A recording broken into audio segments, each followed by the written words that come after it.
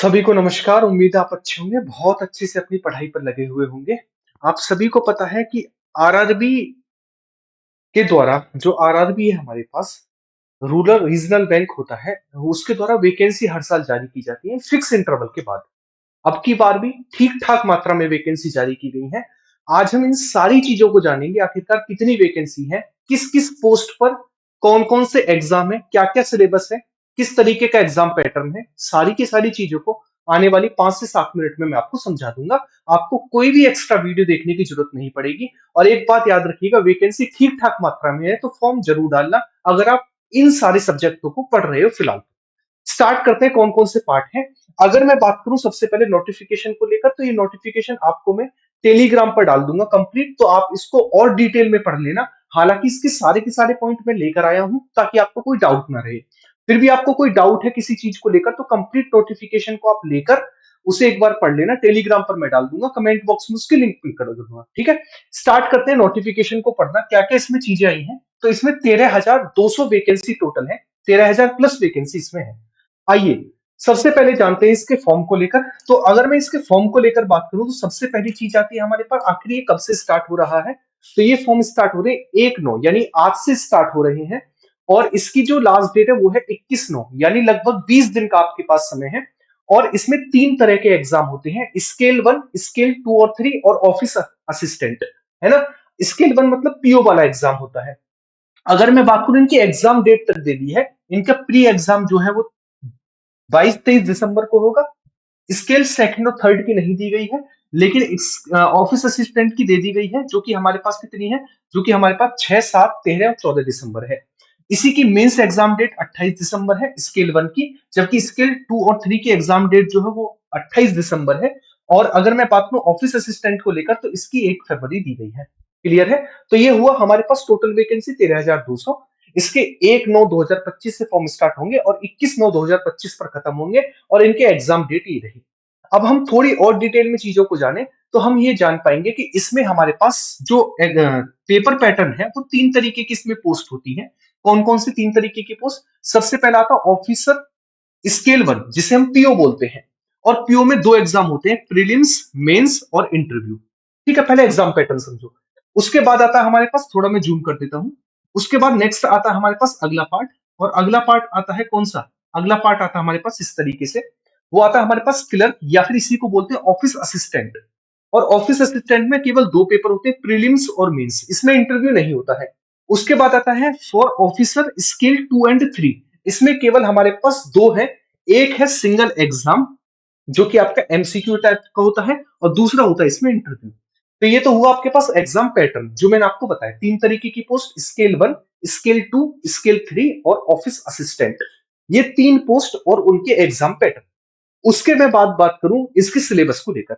जैसे सबसे पहले मैं बात करूं सिलेबस को लेकर, तो सबसे पहला सिलेबस आता है हमारे पास ऑफिस असिस्टेंट का। ऑफिस असिस्टेंट में हमारे पास सबसे पहले रीजनिंग आती है, जो कि 40 क्वेश्चन आते हैं और 40 मार्क्स के आते हैं। वही mental ability, sorry, numerical ability आती है, यानी मैथमेटिक्स आता है, 40 क्वेश्चन आते हैं, 40 मार्क्स के आते हैं। और टोटल हमारे पास 80 मार्क्स का इसमें पेपर होता है। जो इसके लिए टाइम मिलता है वो मिलता है 45 मिनट। ठीक है ना, कितना, 45 मिनट। क्लियर है। उसके बाद इसी का हमारे पास नेक्स्ट आता है मेंस एग्जाम, ऑफिस असिस्टेंट का मेंस एग्जाम। अगर ऑफिस असिस्टेंट के मेंस एग्जाम को लेकर मैं बात करूं, है ना, मेंस एग्जाम को लेकर, तो इसमें सबसे पहले आता है रीजनिंग, जो कि 40 क्वेश्चन आते हैं 50 मार्क्स के। उसके बाद आता है हमारे पास जनरल अवेयरनेस, जो कि 40 क्वेश्चन आते हैं 40 मार्क्स के। उसके बाद आता है हमारे पास मैथमेटिक्स, जो कि 40 क्वेश्चन आते हैं 50 मार्क्स के। उसके बाद नेक्स्ट आता है हमारे पास इंग्लिश या फिर हिंदी लैंग्वेज, एक पेपर आपको लेना है, जो कि 40 क्वेश्चन आते हैं 40 मार्क्स के। उसके बाद आता है कंप्यूटर नॉलेज, जो कि 40 क्वेश्चन आते हैं 20 मार्क्स के। टोटल 200 नंबर का ये पेपर होता है ना, 200 नंबर का। और इसमें जो टाइम मिलता है वो 2 घंटे का मिलता है। कितना मिलता है, 2 घंटे का इसमें टाइम मिलता है। क्लियर है। नेक्स्ट आता है हमारे पास पीओ का। तो पीओ का जो हमारे पास प्रीलिम्स एग्जाम होता है, तो पीओ के प्रीलिम्स एग्जाम में रीजनिंग और मैथमेटिक्स आते हैं, सेम वही पैटर्न है, 40 क्वेश्चन, 40-40 मार्क्स के, दोनों के दोनों, और 80 नंबर का ये पेपर होगा। और इसके लिए 45 मिनट का समय मिलेगा। ये पीओ के लिए है। पीओ के मेंस एग्जाम को लेकर मैं बात करूं, तो पीओ के मेंस एग्जाम में सेम पैटर्न वही है, reasoning 40 question 50 marks, general awareness 40 question 40 marks, numerical ability 40 question 50 marks, Hindi या इंग्लिश में से 40 क्वेश्चन 40 मार्क्स, और computer knowledge 40 question 40 marks. Total हमारे पास 200 नंबर का होता है और 2 घंटे का टाइम मिलता है। ये हमारे पास है पीओ का मेंस एग्जाम। क्लियर है? उसके बाद नेक्स्ट आता है हमारे पास स्केल 2 के लिए। स्केल 2 और 3 में एक एक एग्जाम होगा। तो स्केल 2 और 3 के लिए सेम पैटर्न है। इस रीजनिंग आएगी, कंप्यूटर नॉलेज आएगा, इसके अलावा फाइनेंशियल अवेयरनेस आएगा, इंग्लिश लैंग्वेज, हिंदी लैंग्वेज, इसके अलावा हमारे पास मैथमेटिक्स का क्वांटिटी एप्टीट्यूड वाला पार्ट आएगा। ये सारे के सारे पार्ट है हमारे पास। 40-40 क्वेश्चन सभी के आने हैं। तो अगर मैं बात करूं रीजनिंग के 50 मार्क्स की आएगी, वहीं मैं बात करूं कंप्यूटर 20 नंबर का आएगा, वहीं मैं फाइनेंशियल अवेयरनेस को लेकर बात करूं 40 नंबर का, इंग्लिश लैंग्वेज 40 नंबर की आएगी, वहीं हिंदी को लेकर मैं बात करूं 40 की, और अगर मैं बात करूं क्वांटिटेटिव एप्टीट्यूड को लेकर तो 50 मार्क्स की।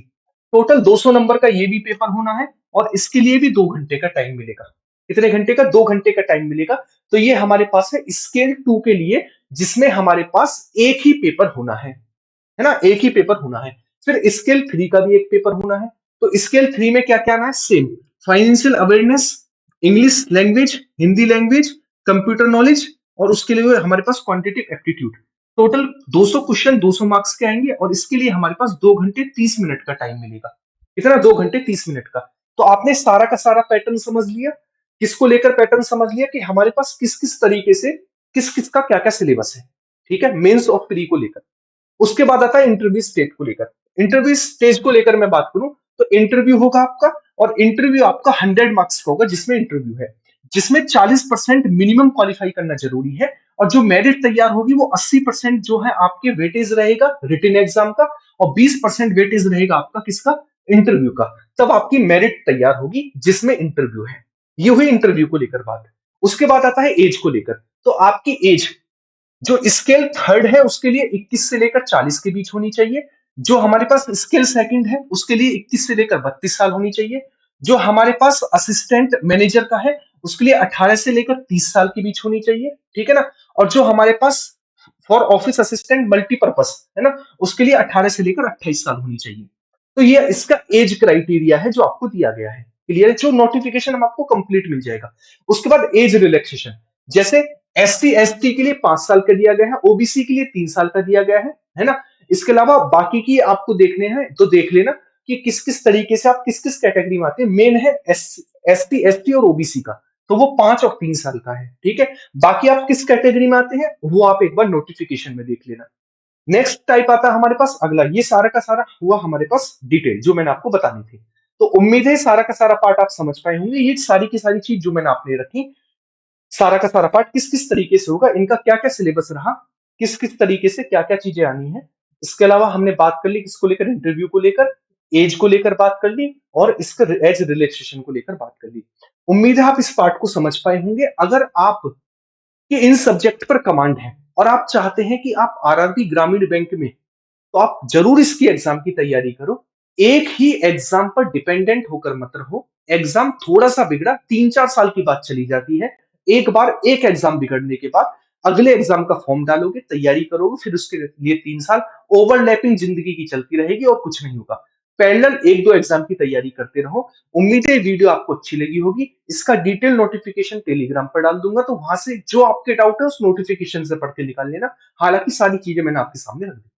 बाकी कमेंट बॉक्स में कमेंट करके बताना कि आप इस फॉर्म को डालोगे या नहीं डालोगे। बाकी वीडियो को लाइक करना, शेयर करना आप सभी का काम है। मिलते हैं नेक्स्ट वीडियो में। अपना ख्याल रखिएगा। बाय बाय, टेक केयर, सभी को जय।